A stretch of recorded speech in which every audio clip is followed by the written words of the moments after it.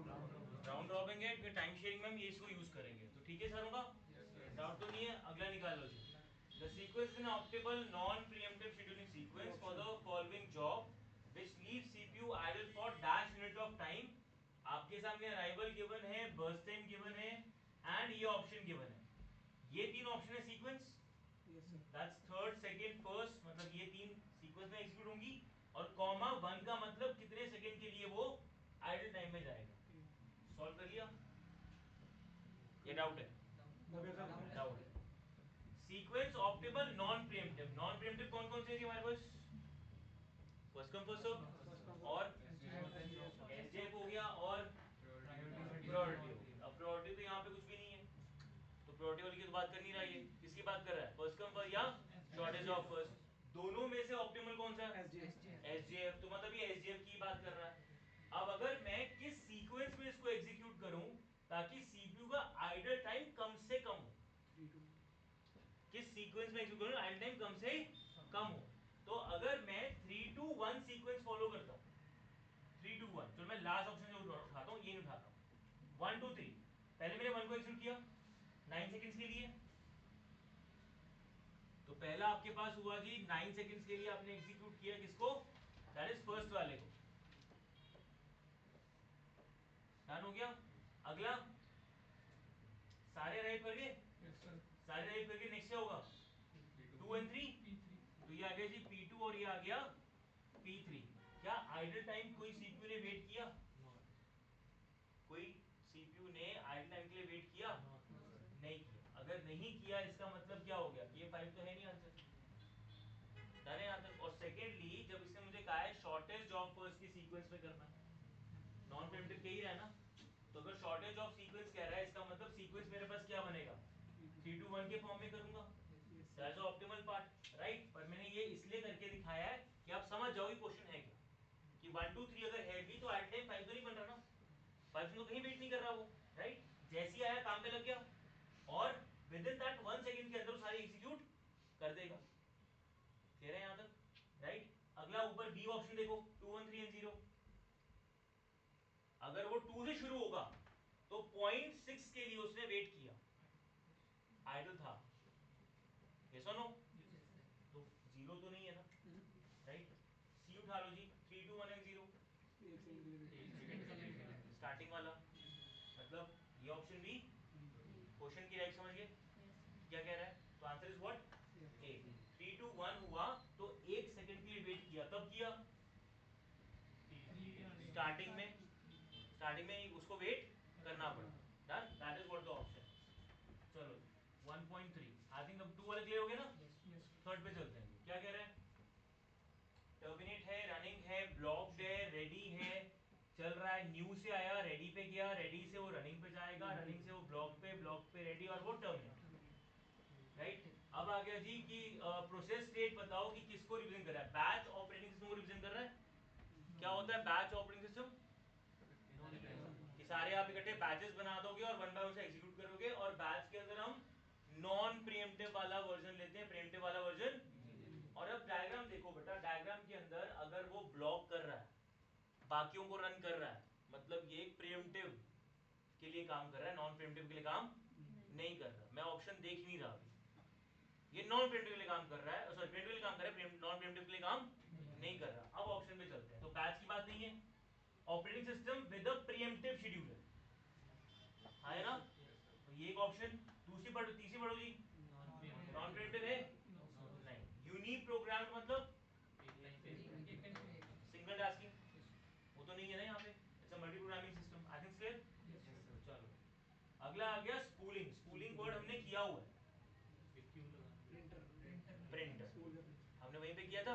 ये स्पूलिंग क्या होता है? दैट प्रिंटर आपके लिए काम करेगा, आप उसकी वहां पे क्यू लगा देंगे एज सच, और वो आपके लिए काम करेगा। पर बाकी ऑप्शन भी देखते हैं एक बारी।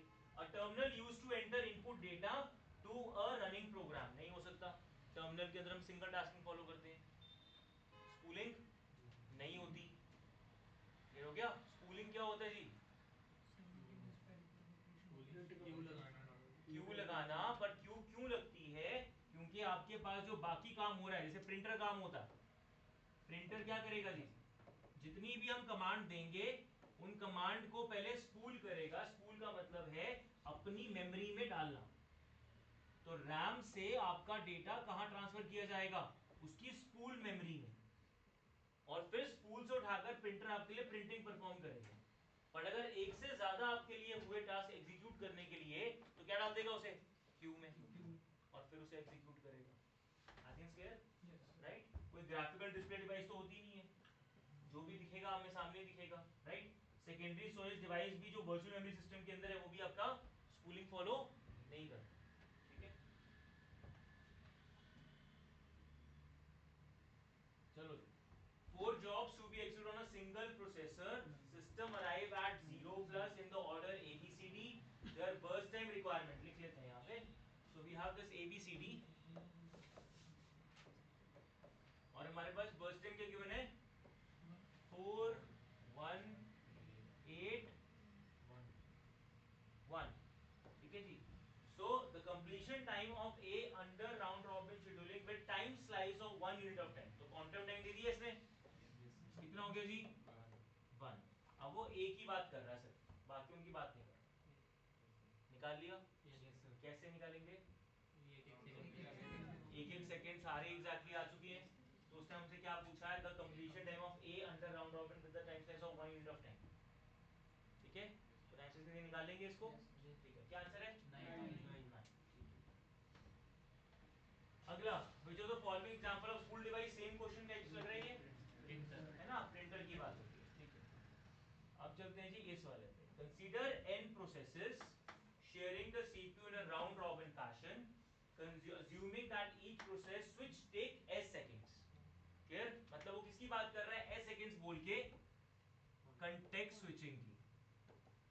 किसकी बात कर रहा है? कंटेक्स्ट स्विचिंग जो है वो s सेकेंड्स लग रहे हैं। समझ आ रही बात की नहीं आ रही? ठीक हो गया ना? नेक्स्ट क्या बोला उसने? What must be the quantum size, that is q. तो क्वांटम साइज को उसने बोला है जी that is q, that the overhead resulting for process switching is minimized, but at the same time each process is granted to get its turn at the CPU at least every t seconds. तो हर t seconds के बाद हम इसको time निकाल लेते हैं। Time is what?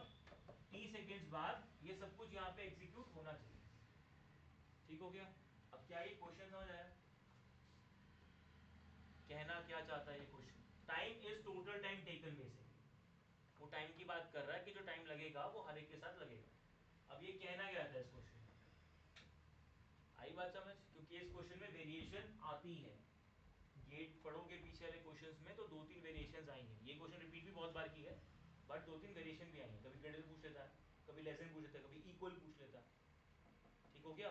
तो आपके पास एक प्रोसेस को काम करने के लिए कितना टाइम चाहिए, that is what something T seconds. N आपके क्या हो गए? Number of processes. और एस क्या हो गया आपके लिए? कंटेक्स्ट स्विचिंग का मतलब ओवरहेड टाइम हो गया। और मुझे क्या कह रहा है वो? Process is guaranteed to get its turn at least every T seconds. मतलब इक्वेशन जो भी मुझे कह रहा है वो लेस देन इक्वल्स टू की इक्वेशन कह रहा है। लीस्ट कह रहा है, क्या कह रहा है मुझे? Less than equals to equation कह रहा है। अब मुझे बताओ कि अगर मुझे एक टाइम निकालना हो किसी का, तो मैं टाइम कैसे निकालूं? प्रोसेस का एक टाइम की बात कर रहा हूँ। एक टाइम में अगर मुझे टाइम निकालना हो तो मैं प्रोसेस का टाइम कैसे निकालूंगा? ये पैरामीटर्स मेरे सामने गिवन है। बताओ जी। फॉर्मूला हम बना सकते हैं, हमें याद करने की जरूरत नहीं है। एक प्रोसेस का टाइम निकालने के लिए हम क्या करेंगे बताओ? टर्न अराउंड टाइम कहाँ से आ गया तुम्हारा? टी तुम्हारे सेकंड्स आ गए, ये गिवन है। टी तुम्हारे सेकंड्स आ गए, एन प्रोसेस आ गए, एस तुम्हारा ओवरहेड आ गया। निकालना है तो हम क्या निकालेंगे? क्यू बेसिकली जो क्वांटम दे रखा है वही मेरा एग्जीक्यूशन टाइम है कि नहीं है? क्वांटम इज एग्जीक्यूशन टाइम, ये सुनो, जितनी देर के लिए मैं उसे एग्जीक्यूट करूंगा। अब वो उसके बाद आपका सेकेंड भी लेगा, किसके लिए? ओवरहेड करने के लिए। ये सुनो, मतलब अगर मैं एक प्रोसेस का टाइम निकालूं तो मैं कह सकता हूं जी Q प्लस S। आया ना? ये सुनो, Q मतलब एक प्रोसेस कितनी देर के लिए एग्जीक्यूट किया? Q के लिए, क्वांटम साइज के लिए। S हो गया ओवरहेड। मिलाकर ही मैं एक प्रोसेस की बात कर रहा हूं। और ये कितनी बारी होगा? हर प्रोसेस के लिए, दैट इज इनटू n। अभी उसको मत देखो आंसर को, उसको देखो, क्लियर हो गया? That is n into Q plus S. ये निकला टोटल टाइम सारे प्रोसेसेस के लिए। देखो निकला कि नहीं निकला? अगर 4 प्रोसेस हुए तो चारों का अपना क्वांटम होगा, और क्या होगा? एस होगा। ओवरहेड जो लगेगा, ओवरहेड तो सारों के सेम है, वो लगेगा, and that's my total time. है यहां तक? अब वो मुझे क्वेश्चन क्या कह रहा है? वो मुझे क्वेश्चन कह रहा है that is overhead resulting quantum size is minimized, but at the same time each process guaranteed to turn at the CPU at least every t seconds। मतलब मुझे क्वांटम साइज पूछ रहा है कि क्वांटम साइज कितना होना चाहिए। क्वांटम साइज में किस हिसाब से यहाँ पे सेट करूं कि जो मेरे लिए ओवरहेड कम कर देगा। तो मुझे इक्वेशन क्यों निकालनी है ना, क्यों निकालनी है ना मुझे वैल्यू। तो अब आप यहाँ पे वैल्यू इक्वेट कर सकते हैं for finding out the value of Q. कर सकते हैं हाँ या ना? क्या करेंगे जी? मैं इसको हटा रहा हूँ ऊपर वाले को बेटा। इक्वेशन मुझे मिल गई है अपनी, वो इक्वेशन ये रही, इससे हम ये वाली अपनी इक्वेशन को बनाएंगे। Done. So we want the Q and the Q should be less than equals to, yes और नो? ये बननी चाहिए इक्वेशन में। अब ये थोड़ा सा काम करें इस पे, क्या बनेगा? T is equals to NQ plus NS।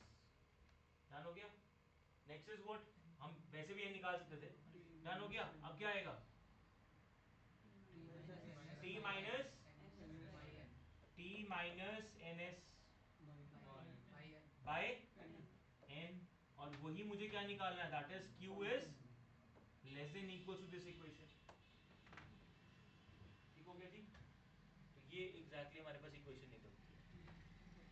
Option में ये यहाँ पे जो दे रखा है एग्जैक्टली, यहाँ पे n-1 नहीं आना चाहिए, it should be n। Clear हो गया? क्या आना चाहिए यहाँ पे? n आना चाहिए, n-1 नहीं आएगा। ये आंसर है जी इसका, पर कैसे निकाला आई थिंक इट्स क्लियर। ठीक है जी? तो आपके पास एक सिंपल सा हमने फॉर्मूला किस बेस पे निकाला है? बेस्ड ऑन द क्वेश्चन कि एक प्रोसेस को कितना टाइम लगेगा फॉर एग्जीक्यूशन, कितना लगेगा। हमने इक्वेशन बना ली, that is Q plus S लगेगा एक प्रोसेस को। यही कितने के लिए लगेगा? n के लिए लगेगा। डन हो गया? प्लस यही टोटल टाइम लग रहा है, दैट्स माय t। और मुझे निकालना है क्वांटम साइज जो क्या होना चाहिए? ऑप्टिमाइज होना चाहिए। अब क्वांटम ऑप्टिमाइज के लिए Q should be what? Less than equal to this part. Done. इससे हम निकालते हैं कि हमारा क्वांटम जो होगा वो कितना होना चाहिए। तो ये कैलकुलेशन इस बेस पे की जाएगी। हाँ जी। नहीं -1 है नहीं बेटा तुम्हारे पास। मैं वही कह रहा हूँ, n-1 को आप यहाँ पे प्रोसेस को नहीं लेंगे। ठीक है? We are taking the n equation over here. ठीक है हाँ या ना? राइट। टेक दिस प्रोसेस और इसको हम इक्वेट कर सकते हैं। अगले पे चलते हैं। अगला क्या कह रहा है जी? 1.8 इसको छोड़ते हैं, यहाँ पे x की वैल्यू गिवन होनी चाहिए। 1.9 जी, सिस्टम कॉल।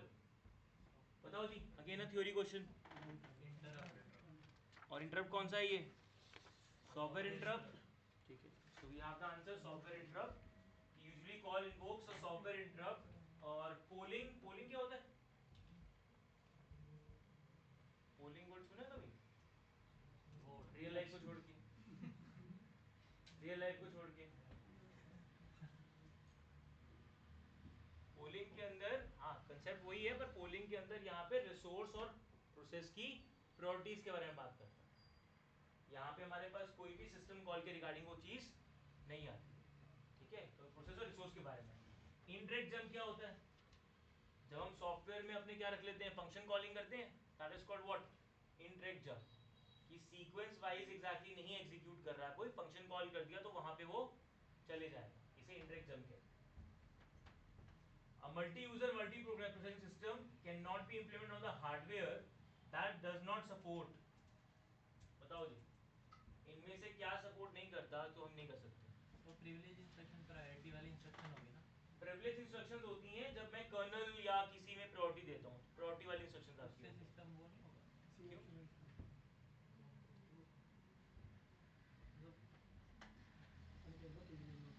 क्वेश्चन क्या है हमारा? System calls are invoked. System calls होती है बेटा कि जहां पे हम सिस्टम के अपने प्रोसेसेस को कॉल करते हैं। तो प्रायोरिटी में हम सिस्टम के इनबिल्ट प्रोसेस को कॉल थोड़ा कर रहे हैं। इंटरप्ट मैकेनिज्म जब हम पढ़ते हैं तो इंटरप्ट मैकेनिज्म कौन हैंडल करता है? हार्डवेयर। और वो कैसे कॉल की जाती है? By system calls. ठीक है, प्रिविलेज में नहीं काम होती। हाँ जी, क्वेश्चन क्या है हमारा यहाँ पे? दैट इज कि आपके पास मल्टी प्रोसेसिंग मल्टी प्रोग्रामिंग के अंदर can not be implement on the hardware that does not support. इनमें से क्या सपोर्ट नहीं करेगा तो हम अप्लाई नहीं कर पाएंगे। कौन सा जी? Two modes of CPU execute privilege और नॉन प्रिविलेज। ओके जी, और बस। एड्रेस ट्रांसलेशन क्या होती है? What is address translation? वो कुछ नहीं हेल्प करेगा इसे। हाँ, तो अगर हमारे पास ये ना हो तो नहीं करेगा। क्या हम अप्लाई नहीं कर सकते मल्टी प्रोग्रामिंग को? बोलो। ऑप्शन तो तुमने बोल दी सी एग्जैक्टली। मैं बाकी ऑप्शन डिस्कस कर रहा हूं। अगर एड्रेस ट्रांसलेशन ना हो तो क्या मल्टी प्रोग्रामिंग नहीं हो सकती?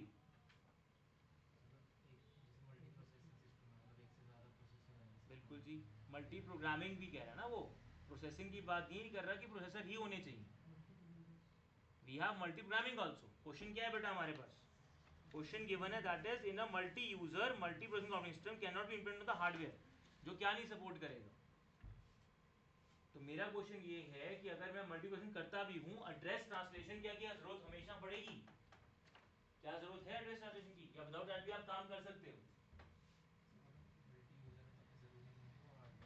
मान गया बेटा, मैं आपको कह रहा हूं कि क्या आपके लिए जरूरी है कि हमेशा एड्रेस ट्रांसलेशन होती ही है, या उसके बगैर भी आप काम कर सकते हो?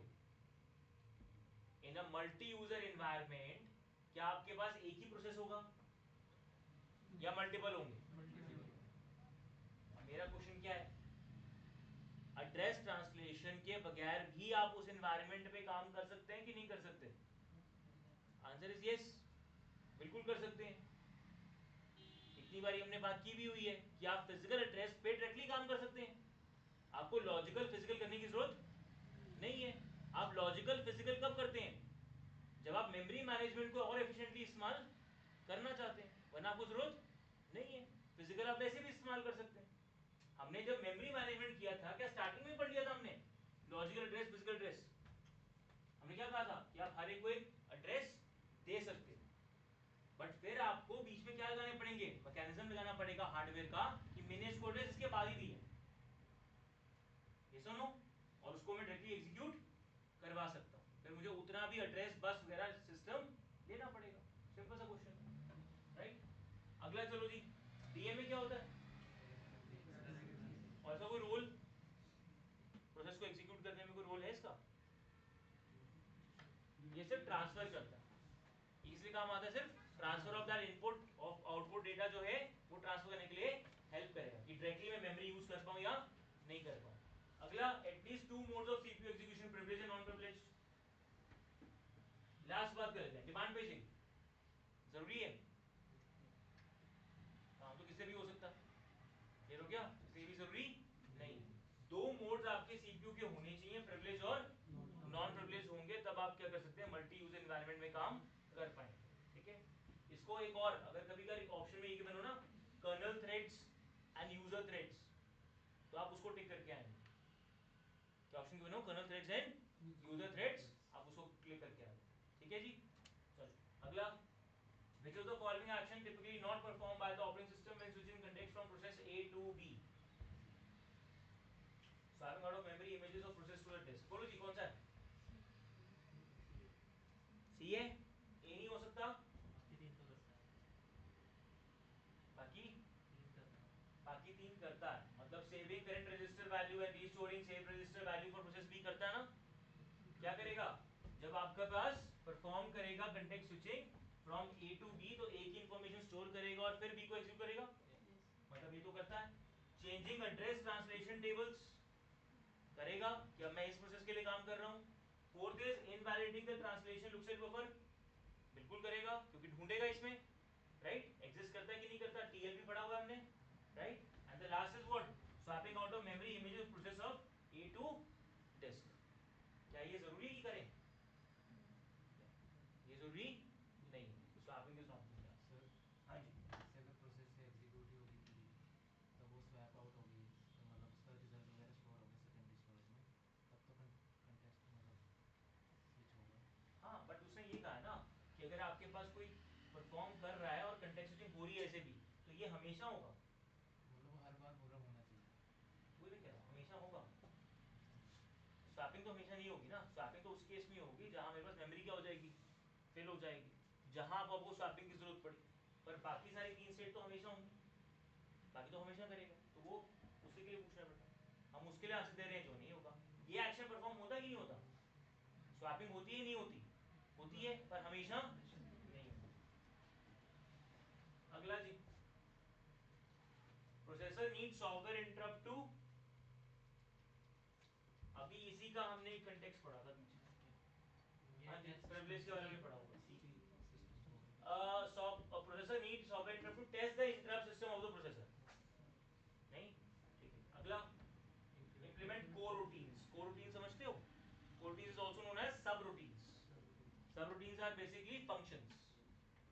तो फंक्शन कॉल करने के लिए हम सॉफ्टवेयर इंटरप्ट नहीं करते, ठीक है जी। Obtain system service which need execution of privilege instructions. और लास्ट क्या आ गया, रिटर्न फ्रॉम सबरूटीन। ऐसा भी नहीं है, रिटर्न की तो कर नहीं रहे हैं, ठीक है जी। C is an option for this. पर सर इधर इंटरप्ट आ गया, मतलब हाँ, इंटरप्ट आ गया, software need software interrupt to. हाँ वो प्रायोरिटी मतलब जो भी हमारे पास। अब देखो बेटा, इंटरप्ट मैकेनिज्म कैसे वर्क करता है कि अगर मेरे पास कोई एक प्रोसेस आ चुका है और वो प्रोसेस मेरा जो सब रूटीन है वो कॉल हो रहा है और उसमें कहीं प्रॉब्लम आ गई, इंटरप्ट आ गई, तो वो इसे छोड़ेगा और फटाफट कहाँ जाएगा, इंटरप्ट को, जो सॉफ्टवेयर इंटरप्ट है उसको एग्जीक्यूट करना शुरू कर देगा। तो इंटरप्ट मैकेनिज्म को आप सॉफ्टवेयर के एंगल से कह सकते हो कि जैसे मैं एक्सेप्शन को हैंडल करना शुरू करता हूँ कि प्रॉब्लम आ गई, फटाफट जो उसके लिए लिखा गया पहले मैं उसको एग्जीक्यूट करूंगा ताकि मैं उसको क्रैश करने से अपने सिस्टम को बचा सकूं, ठीक है जी। That is what we are doing with the software interrupt. तो प्रायोरिटी क्या हो जाती है, अगर सॉफ्टवेयर इंटरप्ट हुआ है तो मैं उसे क्यों एग्जीक्यूट करूंगा, क्योंकि वहां कोई प्रॉब्लम आ गई, मैं उसी को प्रायोरिटी दूंगा एग्जीक्यूट करने के लिए, तो और एग्जीक्यूट नहीं होगा। अगला जी, a CPU has two mode, privilege and non privilege, in order to change the mode from privilege to non privilege क्या करेंगे जी। CPU has two mode, privileged and non-privileged. In order to change the mode from privileged to non-privileged, a hardware interrupt is needed. नहीं जी, जब भी आपका privileged non-privileged की बात आती है तो क्या यूज होगा, सॉफ्टवेयर इंटरप्ट, हार्डवेयर की बात नहीं आएगी। नेक्स्ट आपका आ गया सॉफ्टवेयर इंटरप्ट इज नीडेड, हाँ हो सकता है, बट बाकी ऑप्शन पढ़ लेते हैं कि कहां पे आ रहा है। अब प्रिविलेज इंस्ट्रक्शन पर उसने मुझे क्या कहा है, प्रिविलेज को नॉन प्रिविलेज में बदलना, और सॉफ्टवेयर इंटरप्ट क्या करता है, नॉन प्रिविलेज को प्रिविलेज में लेकर जाए, तो software interrupt is not the answer for this, right. अगला क्या आ गया, privilege instruction which does not generate an interrupt is needed and non privilege which does not generate an interrupt is needed। तो privilege instruction कौन सी है, अभी इससे पहले पढ़ा ना, सॉफ्टवेयर इंटरप्ट होगी तो क्या करेंगे, privilege instruction को एग्जीक्यूट करेंगे, और नॉन privilege क्या है मेरे पास, जिसके लिए कोई सॉफ्टवेयर इंटरप्ट की जरूरत नहीं है। B is your answer. Clear हो गया, सिर्फ ये समझ लो कि प्रिविलेज और नॉन प्रिविलेज की चीजें क्या है। प्रिविलेज तभी है when we have a software interrupt. अभी हमने पीछे क्वेश्चन एक पढ़ा, क्या क्वेश्चन था वो, a processor needs software interrupt to what, obtain system service which need execution of privilege instructions। Clear हो गया, जहां प्रिविलेज और नॉन प्रिविलेज की बात आ रही है तो हम बात कर रहे हैं सॉफ्टवेयर इंटरप्ट की, बट अगर आप प्रिविलेज को एग्जीक्यूट करना चाहते हैं तो मैं बात कर रहा हूं। यहां हम नेक्स्ट वाले क्वेश्चन में प्रिविलेज कर रहे हैं कि नॉन प्रिविलेज कर रहे हैं, प्रिविलेज से नॉन प्रिविलेज जा रहे हैं, तो मतलब सॉफ्टवेयर इंटरप्ट तो काम नहीं आएगा ना यहाँ पे, तो हम तभी हमने सेकंड ऑप्शन को टिक नहीं किया हुआ। डन हो गया, so we are changing from privilege to non privilege. बात आगे समझ में कि नहीं आ गई, राइट। अगला चलो, consider system set of n task which known that run times r1 से लेकर rn तक to be run on a uniprocessor machine, which of the following process scheduling algorithm will result to the maximum throughput. और justify your answer also. ऐसा क्यों? Shortage answer क्या है? ये single tasking OS की बात हो रही है। वो बात ही कर रहा है, यूनिप्रोसेसर मशीन कह रहा है वो। Single tasking single tasking OS कैसे हो सकता है? प्रोसेस एक है हो सकता है। नीचे ऑप्शंस क्या है भाई? नीचे प्रिमिटिव नॉन प्रिमिटिव तो है ही है, पर सिंगल टास्क ना हो सकता है बेटा। मल्टी प्रोग्रामिंग में ही तो शेड्यूलिंग की जरूरत पड़ती है, तो सिंगल टास्किंग की बात थोड़ा हो रही है। सिंगल टास्किंग आपका कौन है? CPU, not the OS. बोलो जी आंसर।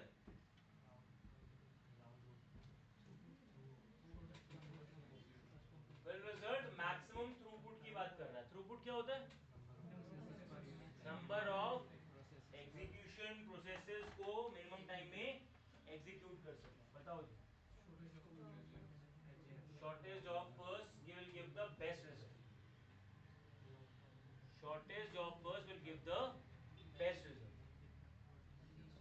देखो, फर्स्ट कम फर्स्ट सर्व का प्रीएम्प्टिव वर्जन कौन है? आप अगर इसको राउंड रॉबिन सिर्फ मुझे एक एडवांटेज देता है फर्स्ट कम फर्स्ट सर्व के ऊपर।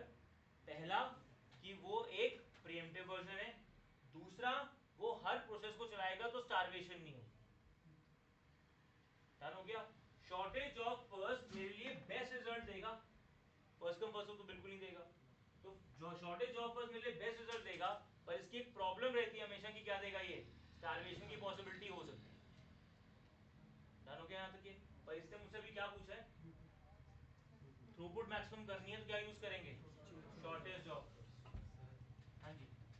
इधर थ्रूपुट रेट ही है ना यहाँ भी प्रोसेसेस का थ्रूपुट रेट है ना रेट ऑफ व्हाट?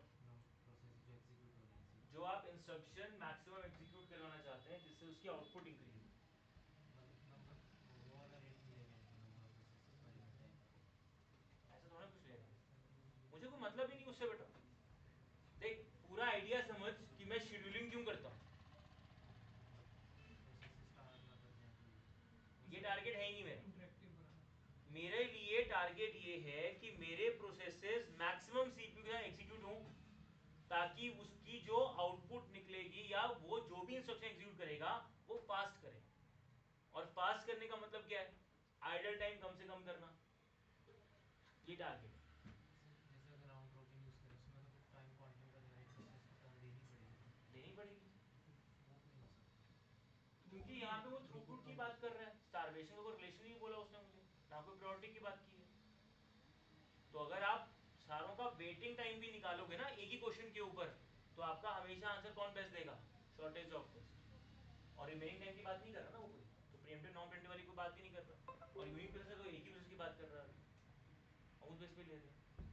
अगला जी, नॉन प्रीएम्प्टिव कौन कौन सा है? तो मल्टी लेवल क्यू पता क्या होती है? पता है? नहीं, क्यू पता है? क्यू क्या होती है? What is Q?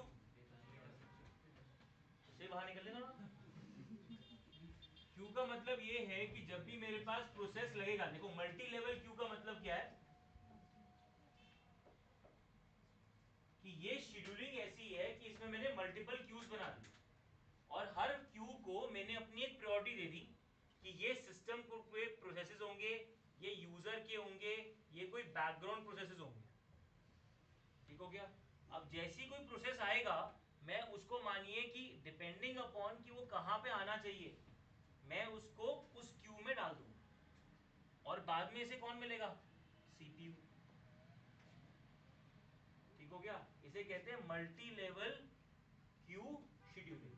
तो जहां भी मेरे पास आया प्रोसेस, मैं उसको कहीं पे भी डाल सकता हूं और फिर वो उसको क्या मिलेगा? सीपीयू मिलेगा। This is called multi level queue scheduling.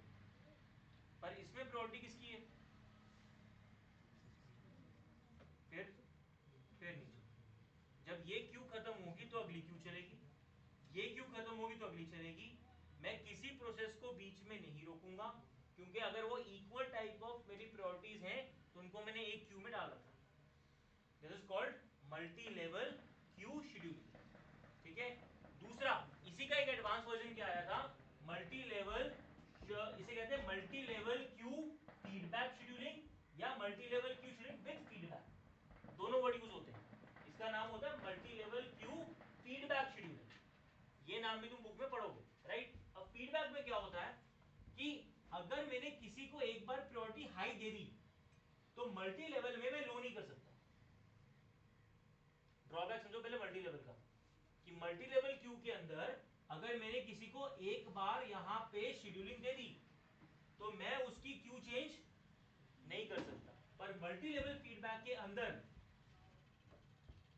ये ऐसे हम चेंज कर सकते हैं। इसका मतलब क्या हुआ, अभी वो प्रोसेस हाई था, अब हाई होने के बाद क्या हो सकता है, मैं यहां ला सकता हूं, राइट। अब मैं इसके अंदर राउंड रॉबिन भी यूज कर सकता हूं, इसके अंदर एसआरटी भी यूज कर सकता हूं, पिछले वाले में भी कुछ भी यूज कर सकता था। इसकी कोई, इसको मैंने क्यों नहीं पढ़ाया तुम्हें, क्योंकि इसका कोई प्रैक्टिकल एल्गोरिथम नहीं है, ये थ्योरेटिकल एल्गोरिथम है, क्योंकि उसके अंदर मल्टीपल क्या प्रीएम्प्टिव और नॉन प्रीएम्प्टिव आप दोनों चीजें लगा सकते हैं। डन हो गया। तो कोई अगर और हायर प्रायोरिटी आती है, कुछ भी आता है, किसी प्रायोरिटी लो करनी है, तो आप उसे क्यों क्या कर देंगे, चेंज कर देंगे। And we can apply preemptive and non preemptive both, दोनों में मैं कुछ भी अप्लाई कर सकता हूं। तो ये थ्योरेटिकल पार्ट है कि अगर आपको क्यू मल्टीपल बनानी है तो आप बना सकते हैं। आपकी अब यहाँ पे एक रेडी क्यू नहीं है, कितनी रेडी क्यू हो गई, 3 या 4 या जितनी भी तुम क्यूज बना रहे हो, ठीक है, 3 तो मैंने बनाई है, सिर्फ 3-4 जितनी भी क्यूज आपने बनानी है वो आप बना सकते हो। अब उसमें हमसे क्वेश्चन क्या पूछा है, नॉन प्रीएम्प्टिव। अब इसमें नॉन प्रीएम्प्टिव की गारंटी है नहीं है, it can be round robin, it can be anything, और प्रायोरिटी की बात तो वो खुद ही कर रहा है। क्लियर हो गया यहाँ तक ये। तो इन दैट केस यहाँ पे मेरे पास राउंड रॉबिन क्या है जी, preemptive non preemptive, first in first out is, और बाकी तो कोई गारंटी नहीं है, तो वो क्या मेरे सारे, दैट इज अगेन हम प्रीएम्प्टिव में ही उसको ले सकते हैं, कि नॉन प्रीएम्प्टिव एग्जैक्टली वो नहीं है। तो आंसर मेरे क्या आएगा, first in first out. Which of the following does not interrupt a running process? चलो जी अगला क्वेश्चन। डिवाइस क्या करता है, क्यों नहीं करता? हाँ, तो इंटरप्ट ये जनरेट नहीं करेगा, टाइमर करेगा, टाइमर करेगा इंटरप्ट जनरेट, डाउट है किस चीज का, तो क्वांटम साइज क्यों करते हो, क्वेश्चन पढ़े बड़े ध्यान से क्या लिखा है, does not interrupt running process. Interrupt का मतलब हमेशा प्रॉब्लम नहीं होती है, इंटरप्ट का मतलब क्या है, प्रीएम्प्टिव पार्ट क्या है, क्या आप प्रीएम्प्ट कर सकते हो एक प्रोसेस को, बीच में अगर टाइमर दे दिया जाए तो timer is what, time slice. कैसे काउंट करोगे, क्लियर हो गया। अच्छा फिर तुम काउंट कैसे करोगे, बताओ ना, राउंड रॉबिन में काउंटिंग कैसे करोगे, कि 5 सेकंड हो गए, 2 सेकंड हो गए, टाइमर क्या मतलब है, काउंटर। जो एक्चुअल तुम हार्डवेयर यूज करते हो कौन सा होता है, काउंटर, वो काउंटर करेगा, वो काउंटर चेक करेगा हमेशा किसके लिए क्या यूज कर रहे हैं। क्लियर हो गया। तो टाइमर का मतलब यहाँ पे क्या है बेटा, काउंटर, ठीक है। अब प्रोसेस चल रहा है और पावर फेलियर हो गया, तो रुक गया बीच में, डन। अब आपका शेड्यूलर प्रोसेस लगा दिया, शेड्यूलर मतलब कोई भी एल्गोरिथम लगा दिया, तो वो भी रोक सकता है, हाँ या ना। अगर मैं प्रीएम्प्टिव लगा दूं तो वो रोक देगा, पर डिवाइस कभी नहीं रोकेगा। अगर डिवाइस में हमें दे दिया, जैसे प्रिंटर हो गया, तो क्या चलता रहेगा, वर्क करता रहेगा, उसे बीच में आप नहीं रोकेंगे। That is the answer is what, device. अगला जी, following features rise to characteristic of OS as a multi-program OS more than one। अब ये ऑप्शन पढ़ लो जी ध्यान से, just explain me the option, ये ऑप्शन है क्या जी, क्वेश्चन क्या कह रहा है हमें, more than one program may be loaded into main memory at the same time for execution। Multi-programme OS में ऐसा होता है, होता है ना, तो मल्टी-प्रोग्राम कहते हैं उसको। If a program waits for certain inputs as input output, another program is immediately scheduled for execution। Yes sir। ऐसा होता है, ओके जी। तो if the execution of process terminate, program terminates, another program is immediately scheduled for execution। ये भी होता है, तो answer क्या आया, डी ऑप्शन। 1.18 छोड़ देंगे, ड्रॉ कुछ नहीं करना जी हमने। अब आ जाओ 1.19 पे। हाँ जी,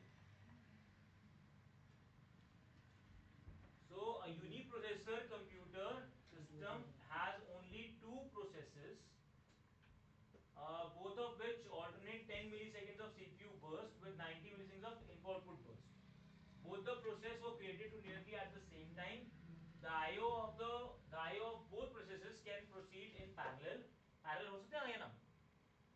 अगर एक का 90% 90 मिलीसेकंड के लिए उसको I/O चाहिए और 10 मिलीसेकंड के लिए CPU चाहिए, दोनों पैरेलल रन कर सकते हैं, हाँ या ना?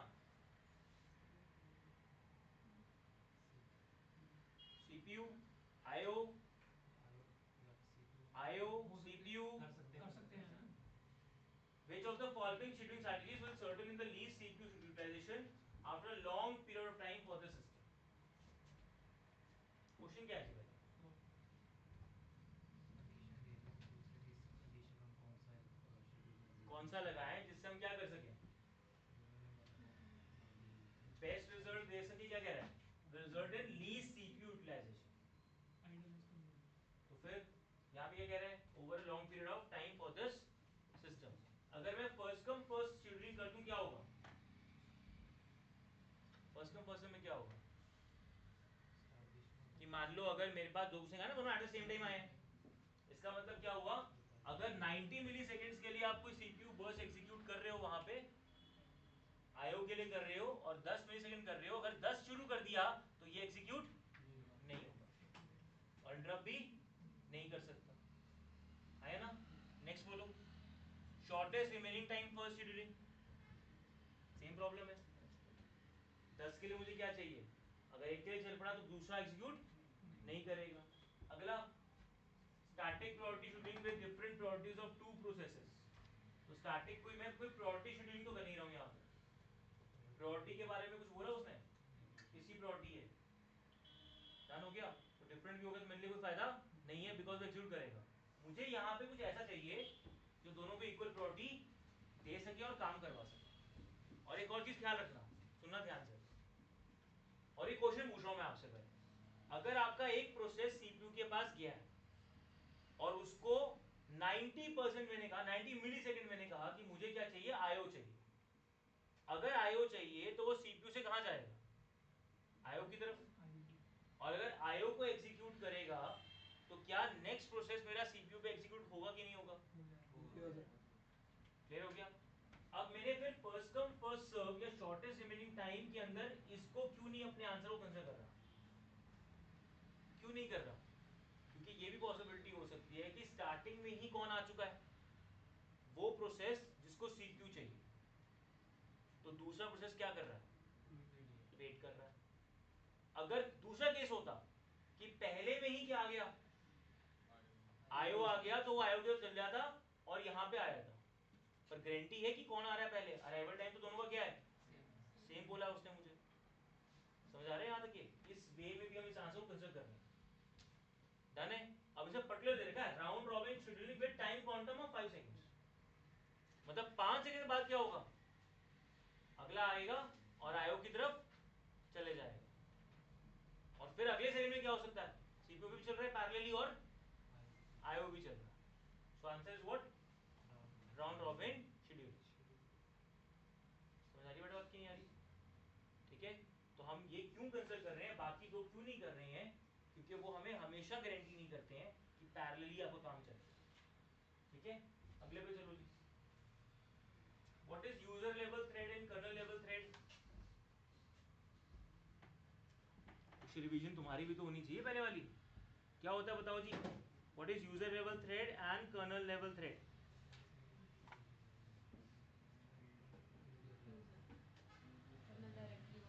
कर्नल डायरेक्टली आपके जो थ्रेड्स होते हैं वो ओएस से कंट्रोल किए जाते हैं और यूजर लेवल क्या होता है? उसे आगे कर्नल से कनेक्ट किया जाएगा जो यूजर से इंटरेक्ट करने में हेल्प करेंगे. क्लियर हो गया यहाँ तक? ये इसका मतलब जब कोई कंटेक्स्ट स्विचिंग की जाएगी, कुछ भी किया जाएगा या कुछ भी ऐसा कुछ प्रोसेस आया, वहाँ कर्नल की प्रायोरिटी ज़्यादा होगी और यूजर की प्रायोरिटी कम होगी. अब क्वेश्चन पढ़ो जी. क्या which of the following with respect to the user level thread and kernel support threads, that is context switch is faster with kernel supported threads? Agree करते हो? फास्टर होगी कर्नल लेवल पे अगर वो करें आपके लिए कंटेक्स्ट स्विचिंग. दूसरा क्या है? For user level thread a system call can block the entire process. Thread के पास इतनी सिस्टम कॉल होगा, सिस्टम कॉल कर पाएगा कि इंटायर प्रोसेस को ब्लॉक कर सके? हाँ जी वेज नहीं होते मैनी टू मॉडल जो होते हैं थ्रेडिंग वाले। बेटा राइट्स की बात है, आप मैनी टू वन करो, वन टू मैनी करो, वन टू वन करो, तो प्रॉब्लम इज कि क्या आपके पास यूजर लेवल थ्रेड के पास इतनी ऑप्शन है कि वो सिस्टम कॉल करके ब्लॉक कर सके इंटायर प्रोसेस को? We are talking about this part ना, as per user level and kernel supported threads. Third पढ़ो, kernel can be scheduled independently. Kernel को, और थ्रेडिंग की बात हम क्या कहते हैं?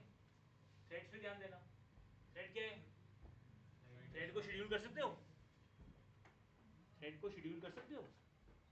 तो कोई भी चला नहीं सर, नहीं नहीं नहीं करना नहीं, करना चाहिए, मतलब फायदा नहीं है थ्रेड बनाने फायदा नहीं है थ्रेड बनाने का, बट अगर मुझे कंट्रोल करना हो तो कंट्रोल तो कर सकते हैं ना, कि पहले ये दो थ्रेड चले और बाद में तीसरा थ्रेड चले, तो ये कंट्रोल तो कर सकते हैं, राइट? लास्ट पढ़ो जी, क्या है? User level threads can are transparent to the kernel. अब वो ऊपर ऑप्शन मुझे क्या पूछ रहा है कि कौन सी ऑप्शंस आप इन दोनों के लिए एग्री करते हैं? बोलो जी। कर्नल आपके शेड्यूल इंडिपेंडेंटली हो सकते हैं, ऐसा तो नहीं एग्जैक्टली कि हम कर ही नहीं सकते, कर सकते हैं ना, ओएस कर सकते हैं उनको, तो इनमें शेड्यूल कर सकते हैं, हाँ या ना? फर्स्ट ऑप्शन पढ़ो, हो सकती है। सेकंड हो सकती है, क्यों नहीं हो सकती? क्योंकि यूजर लेवल के पास में राइट्स नहीं है, यूजर लेवल इतना काम कर नहीं पाएगा, उसके बाद राइट्स कभी दिए नहीं जाते। इसको राइट देने के लिए कौन यूज करेंगे हम? Kernel level. कर्नल थ्रेड के पास राइट होते हैं कि वो एंटायर कोई प्रोसेस को ब्लॉक कर सकता है, पर यूजर लेवल को भी ब्लॉक नहीं कर सकता। जावा के अंदर भी तुम अपने थ्रेड बना लो, क्या तुम मेन को ब्लॉक कर दोगे? क्या मेन ब्लॉक कर दोगे? नहीं कर सकते। रूट एक्सेस तो तुम कर्नल ही बन गए बेटा। तुम्हारा एंड्रॉइड फोन तुम्हारे हाथ में है ना, एडमिन हो? एडमिन हो तुम अपने फोन के, हाँ या ना? यस हो? पक्का? पक्का तुम एडमिन हो? इफ यू आर एडमिन, तुम एंड्रॉइड का कोई भी इनबिल्ट फोल्डर चेंज कर सकते हो, मतलब you are not exactly at the kernel level admin, आप यूजर लेवल के एडमिन हो। तो जो बच्चे ने बोला कि सर रूट कर दे, तो रूट का मतलब क्या होता है कि आप लाइनक्स यूनिक्स पढ़ी है ना, उसमें क्या होता है, एक स्लैश गिवन होता है ना, ये रूट है। एग्जाम के लिए पढ़ा होगा डायरेक्टरी स्ट्रक्चर ऑफ दिस, तो यहां से शुरू हो रहा है। रूट करना मतलब कि मैं अभी तो उसके एक यूजर के फोल्डर के अंदर हूं, जो मैं बनाता हूं मैं यहां पे डिलीट और कुछ भी कर सकता हूं। और रूट करना मतलब क्या हुआ, मैं अपने पेरेंट के पास जा रहा हूं जी, जो बिल्कुल जहां से शुरुआत हो रही है, इसको कहते हैं रूट करना। और जब रूट कर लेते हो तो मतलब तुम क्या बन गए, कर्नल को एक्सेस कर रहे हो, then you are not a user level thread. Clear हो क्या? Then you are not a user level. अब तुमने तो उसको बाईपास कर दिया और क्या बन गए, कर्नल लेवल। तो मेरे पास वन ऑप्शन है जी, थर्ड भी आप कर सकते हैं, फोर्थ भी एग्जैक्टली कर, यूजर लेवल सारे ट्रांसपेरेंट है किसके लिए, कर्नल लेवल के। इसमें से आंसर कौन सा हो गया? सर जैसे एक थ्रेडिंग के अंदर आता है ना, मैनी टू वन मॉडल का जो डिसएडवांटेज है, किस पे आ रहा है, बोलो। सर जैसे मैनी टू वन मॉडल करते हैं थ्रेडिंग में, तो सर उसकी जो मेन डिसएडवांटेज है वो हम ये लिखते हैं ना, one of the thread make system block और the entire process is block. कर सकता है तो इसी की डिसएडवांटेज हटाने के लिए हम मैनी टू वन ये वाला थ्रेडिंग पे ना एक तुम्हें नोट्स दे दूंगा मैं, इसके थ्रेडिंग के, उसको पढ़ना एक बारी बैठ के, ठीक है? अगले पे आ जाओ जी। Is not shared by the thread of the same process. क्या नहीं शेयर कर सकते?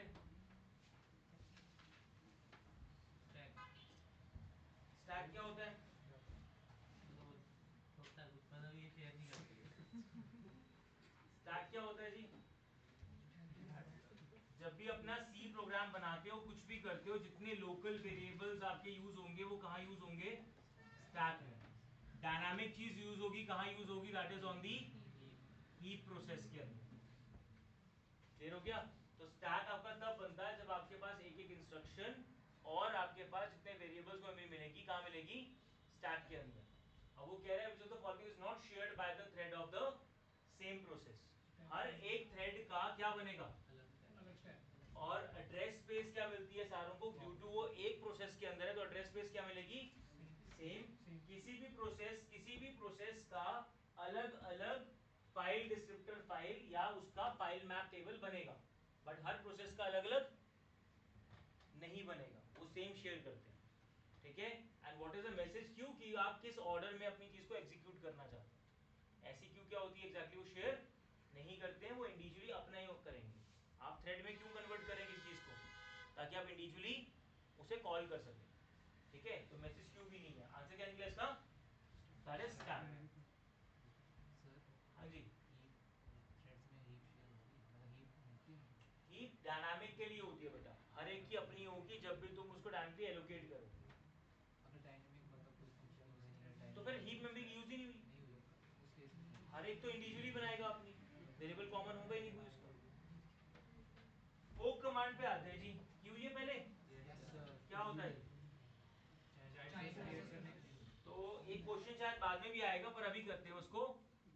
फोक कमांड को 3 बार एग्जीक्यूट करना है,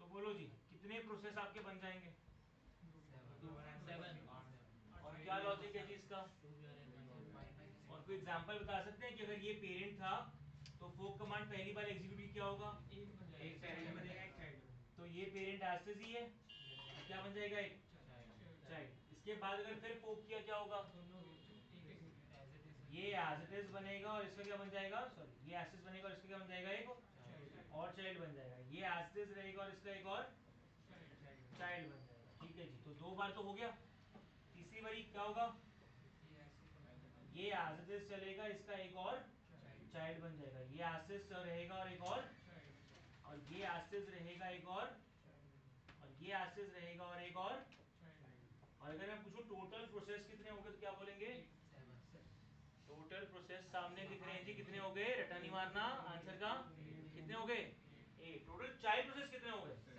7। पेरेंट कितना है, दैट्स 8। अब उसका आंसर 1.22 2 की पावर n -1, और वो क्या पूछ रहा है, number of new processes created, मतलब चाइल्ड ही पूछ रहा है, पेरेंट तो ऑलरेडी है, बट टोटल पूछता तो हमारे पास क्या होता, 2 की पावर n, तो इवन नहीं आया। आगे क्लियर, चलो जी 1.23 हो जाएगा कैलकुलेट, हो गया सर। हो गया, यस सर। क्या आंसर है, 5.5 5.50। अगला हो गया। क्या कह रहे क्वेश्चन में, ये क्या कह रहे क्वेश्चन में, और हमारे पास प्रायोरिटी गिवन है, और मैंने कहा था प्रायोरिटी जब भी गिवन होगी ये लिखा होगा, तो लिखा हुआ है इसमें, राइट। अच्छा ये ध्यान रखना, ये कोई फिक्स लॉजिक नहीं है, उसे भी बताया था 10 को हाईएस्ट कह सकते हो, कई जगह कहते हैं 0 हाईएस्ट है, राइट। अगला जी,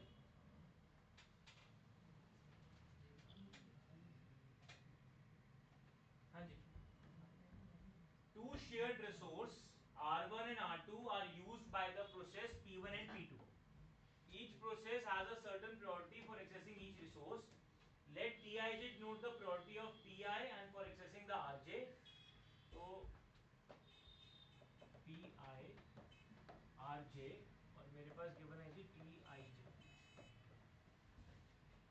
A process Pi can snatch a resource Rk from process Pj if Tik is greater than the Tjk. Given that T11 is T21 greater than 21.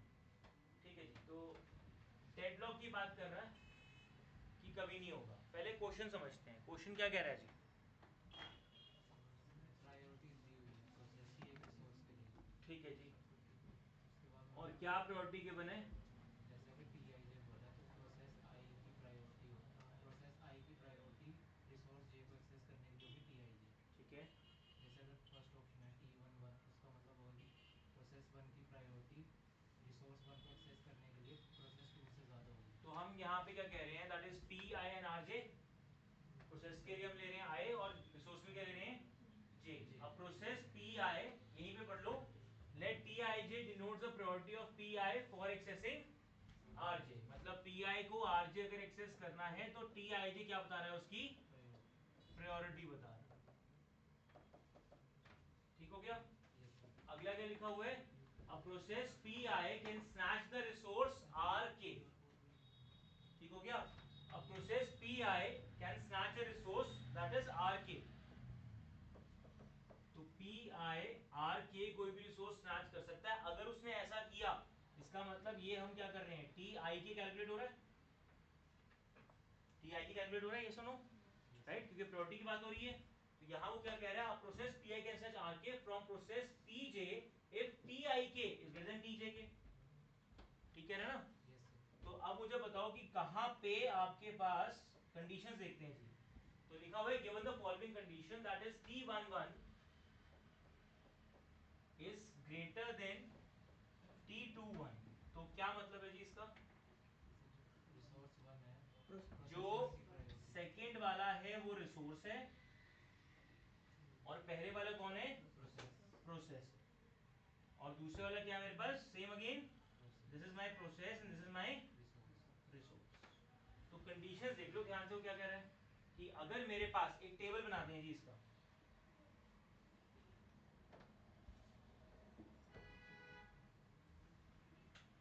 so we have this is T and this is we have the process और this is we have the resource। कितने process है हमारे पास, दो ही हैं। Resource कितने हैं, दो ही हैं। तो इट्स R1 एंड R2। ठीक है जी। अब बोलो जी, प्रायोरिटी की बात कर रहा है, तो पहली प्रायोरिटी क्या बोल रहा है, that is T11 is greater then T21। तो कहाँ लिखे इसको, R1 और R2 की बात कर रहे हैं, यस और नो, मतलब प्रोसेस और इसकी बात कर रहे हैं। किसकी प्रायोरिटी क्या है, ज्यादा कम है, इसकी प्रायोरिटी ज्यादा है और इसकी कम है, कम। क्लियर है यहाँ तक। अगला कंडीशन गिवन है बेटा, अगली टू की बात कर रहा हूँ, T12 is greater then T22। इसका मतलब पहला जो आपके पास है, पहले प्रोसेस का जो सेकंड रिसोर्स है उसकी प्रायोरिटी क्या है जी, ज्यादा है किससे, मतलब ये इसकी हायर है और इसकी क्या हो गई, लोअर हो गई। ठीक है। अगला थर्ड कंडीशन, अब वो मेरे लिए कह रहा है कि अगर इसकी प्रायोरिटी क्या हो, कम हो और इसकी प्रायोरिटी ज्यादा हो, सेम उसकी कम हो और इसकी ज्यादा हो। Which of the following condition ensure that P1 and P2 can never deadlock?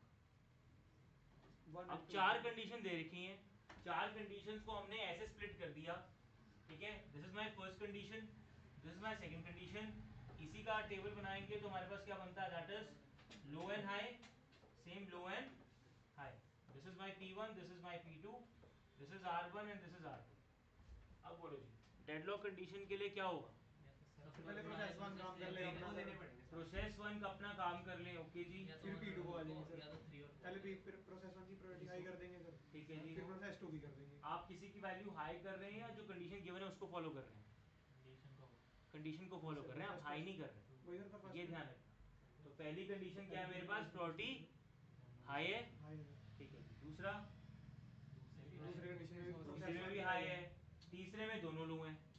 अब अगर मैं कॉम्बिनेशन लेता हूं कि पहले प्रोसेस की जो रिसोर्स की प्रायोरिटी है ये कंडीशन ले रहा हूं, हां जी सर, और दूसरे वाले में मतलब मैं ले रहा हूं जी तीसरी कंडीशन, पहली और तीसरी कंडीशन, दोनों तो नहीं ले सकते ना, नहीं ले, क्यों, ये तो हाई बोलोगे लो बोलोगे, डेडलॉक इसका मतलब नहीं, डेडलॉक तो बात की बात है। यहाँ पे चीज क्या हो रही है, आइदर तुम 1-4 की बात करोगे, आइदर 2-3 की बात करोगे, यस सर, चारों की कॉम्बिनेशन लेनी नहीं है। 1 और 2 दोनों हो सकते हैं, सॉरी 1 और 3 दोनों हो सकते हैं, तो इसलिए कह रहा हूँ 1 और 4 होगा या 2 और 3 होगा। आया ना, समझ आया कि नहीं आया। 1-1 इज ग्रेटर देन 2-1, मतलब इसकी प्रायोरिटी हाई है जी, इसकी लो है, this is number 1 condition, this is number, two condition, this is 3 number condition, this is 4 number condition. आप तो ये दोनों कह सकते हैं, 1 और 3 दोनों हो रहे हैं, क्यों, दो प्रोसेस और दो रिसोर्स है, वो नहीं बेटा, वो ठीक है, आपस में कॉन्ट्रडिक्शन हो रही है ना, इसकी भी आपस में कॉन्ट्रडिक्शन नहीं हो रही, या तो बोलो कि हाई है या लो है, या लो है या हाई है, दोनों तो नहीं बोल सकते। इसका मतलब पहला रिसोर्स की प्रायोरिटी इसकी हाई हो सकती है और ये हो सकता है, या ये हो सकता है और ये हो सकता है। हाँ जी इसका मतलब 1 के साथ ये क्या होगा 4 वाला, और 2 के साथ क्या होगा 3 वाला। डन हो गया। कुछ एलिमिनेशन मिला इससे कि नहीं मिला, मिला कि नहीं मिला। इसका मतलब किस पे कंसीडर करेंगे, इन पे।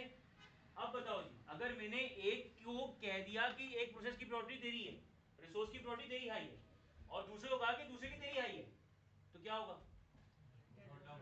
कोई दूसरा ले पाए किसी और से, नहीं ले पाए। तो अब बताओ जी, अब कंडीशन क्या करें। या तो उसकी कर दो भाई, या तो उसकी कर दो। अब बताओ, समझ आ रही है बात, अब क्वेश्चन क्लियर हो रहा है कि नहीं हो रहा।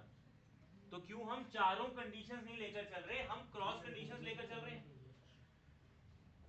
अब बता दो क्या करना है। सर 1 और 2 हो सकता है, 3 और 4 हो सकता है। 1 और 2 हो सकता है, या 3 और 1 और 2 हो सकता है, या 3 और 4 हो सकता है। तो आपके पास क्या होगा कि कभी भी आपका अकर ना करे। तो अब बताओ वैल्यू क्या करें, 1 और 2, 1 और 2 कर दें। अगर मैंने 1 और 2 दोनों कंडीशन कर दी तो क्या होगा, P1 को सबसे पहले मिल जाएगा, और अगर उसके पास नहीं भी है तो वो स्नैच कर सकता है। यस सर, तो आंसर क्या है जी, सी ऑप्शन, आंसर क्या है जी, 1 एंड 2। That is 1 and 2। अब बात समझ आ रही कि नहीं आ रही, कि 1 और 2 अगर मैंने कंडीशन फॉलो की है तो मैंने इसी को हमेशा हाई कर दिया। अब P1 अगर पहले चल रहा है तो P2 कभी भी रिसोर्स नहीं ले सकता, और अगर P2 पहले चल रहा है इस कंडीशन के केस में, इसका मतलब क्या हो गया, वैल्यू हमारे पास हायर बन रही है। डन। तो कंडीशन देखो जी, अगर या तो मेरे पास 1 और 2 होगा, मतलब क्या हो रहा है, P1 की प्रोबेबिलिटी क्या है, हायर है।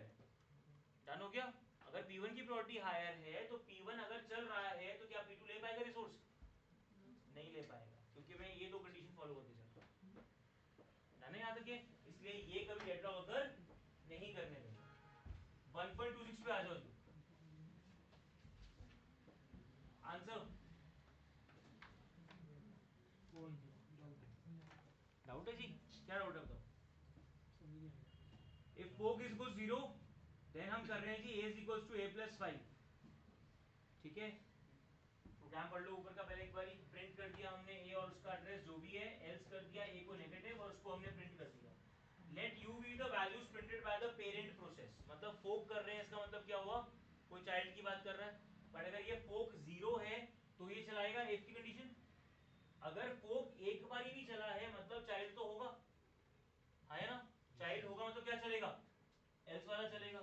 अब इस पे आ जाओ जी, u और v be the values printed by the parent process, x and y be the values printed by the child process, and which of the following is true। अब पेरेंट चला कि नहीं चला, कि चाइल्ड चला कि नहीं चला, उसने ऐसा कुछ नहीं बोला, पर उसने कहा कि अगर पेरेंट ही है अकेला, चाइल्ड नहीं है, तो क्या चलेगा, इफ कंडीशन। अगर चाइल्ड है तो इफ नहीं चलेगी, क्या चलेगी, एल्स चलेगी। इतना सा क्वेश्चन है जी। कंडीशन जो लिखी है fork equals to 0, return value की बात कर रहे हो, रिटर्न वैल्यू की बात कर रहे हो आप। बेटा फोक अगर कॉल हुआ है और उसकी वैल्यू क्या है आपके पास 0, इसका मतलब अगर फोक एग्जीक्यूट हो गया सक्सेसफुली, इसका मतलब चाइल्ड प्रोसेस क्या हो गया, क्रिएट हो गया। अगर क्रिएट हो गया इसका मतलब कि आपके पास एक से ज्यादा प्रोसेस एग्जीक्यूट करते हैं, उसकी बात कर रहे हैं। अब बोलो जी आंसर। अब बोलो इसका आंसर क्या है।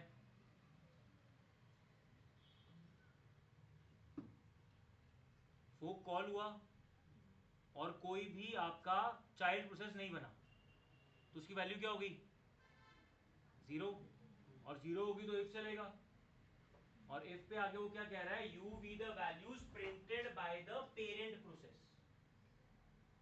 ठीक है जी, तो u की वैल्यू क्या हो गई x+10 and v is equals to y। क्या ये ट्रू है या ये सारी कंडीशन जो दे रखी है। ध्यान से पढ़ लो बेटा इसको, फोक वाले को पहले भी किया हुआ है, सिंपल एक कंडीशन गिवन है।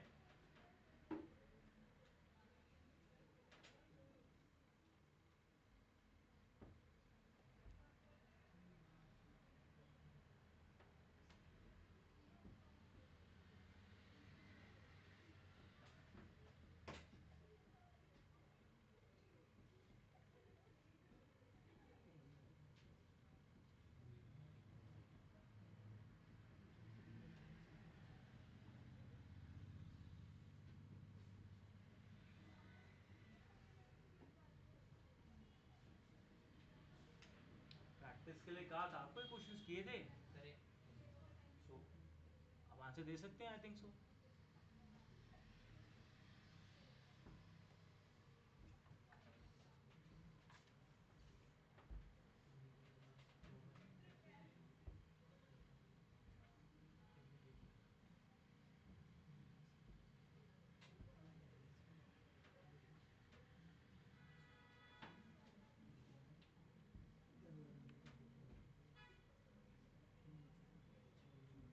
पेरेंट के आपके पास कौन कौन से वेरिएबल्स हैं?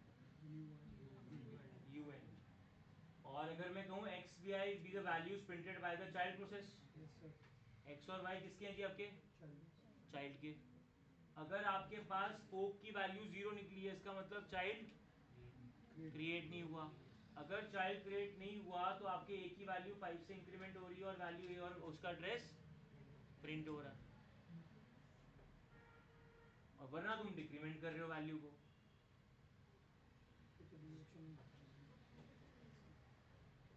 अब ये जो ऑप्शंस नीचे गिवन है वो क्या बोल रहा है?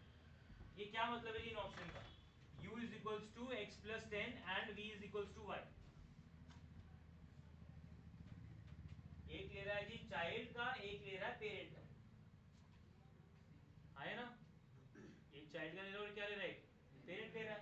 That is u is equals to u मतलब parent is equals to x plus 10। और x क्या हुआ मेरे लिए? चाइल्ड वाला प्रोसेस। जाने नीचे वाला क्या है? u plus 10 is equals to what? x।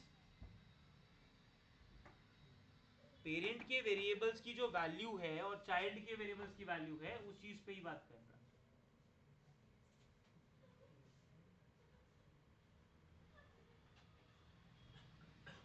इसको फिर से एक बारी रिकैलकुलेट करो, क्योंकि मुझे नहीं पता तुम्हारे इसमें और आई क्वेश्चन ऐसा है या नहीं है, बट ऐसे वेरिएबल के क्वेश्चन गेट के प्रीवियस में आई थिंक 2016-17 में भी क्वेश्चन आया हुआ। वैल्यूज डिफरेंट है उसकी, टोटली वैल्यूज डिफरेंट है, पर क्वेश्चन की टाइप बिल्कुल यही सेम है।